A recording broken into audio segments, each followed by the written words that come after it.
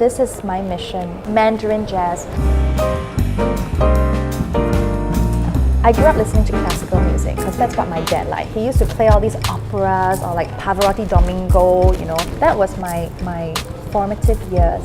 And my mother also sent me to singing classes, but those were all like your very typical classical mode of singing where they wanted your voice to be very beautiful, almost uncharacteristic. So I had never had like a distinctive or recognizable voice till much later in life. But I fell in love with jazz because I first saw somebody dancing the Lindy Hop. So it's interesting, many people say, oh, you probably started listening to jazz or whatever. No, I started dancing to jazz first. And so these dancers got up spontaneously and they were dancing to the live band. It was magical. And so I signed myself up for Lindy Hop classes.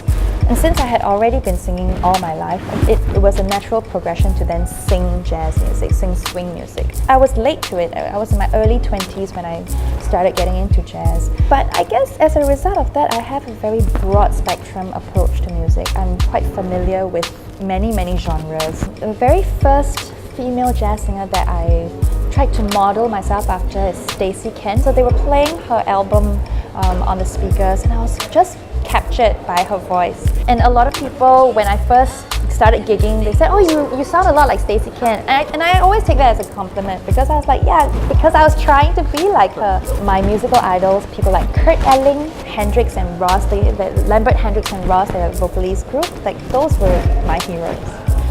Ella May and Beverly Morata, I love the both of them for how like effortlessly they traverse different styles. So even within my very tiny jazz circle, I have so many heroines, and I've never felt like I was among the best of local jazz singers.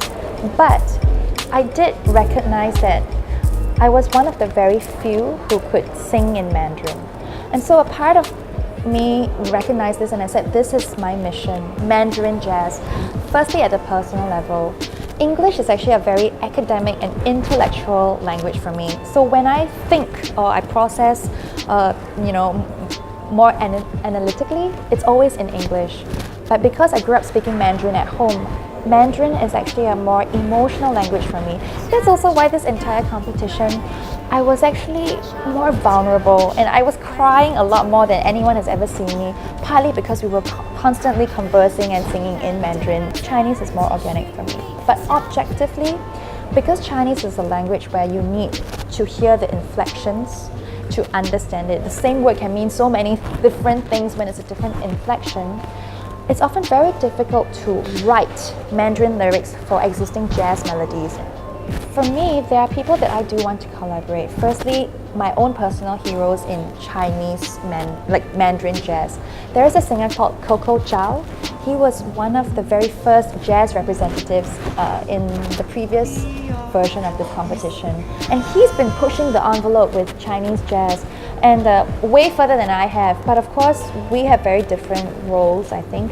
For him, he's now moved into almost more avant-garde or more experimental jazz boundaries, whereas I see myself as I'm aspiring to try and be more like the Nora Jones or the Michael Bublé of Chinese jazz.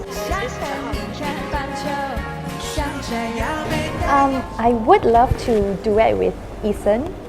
Yeah, it was like the one that got away.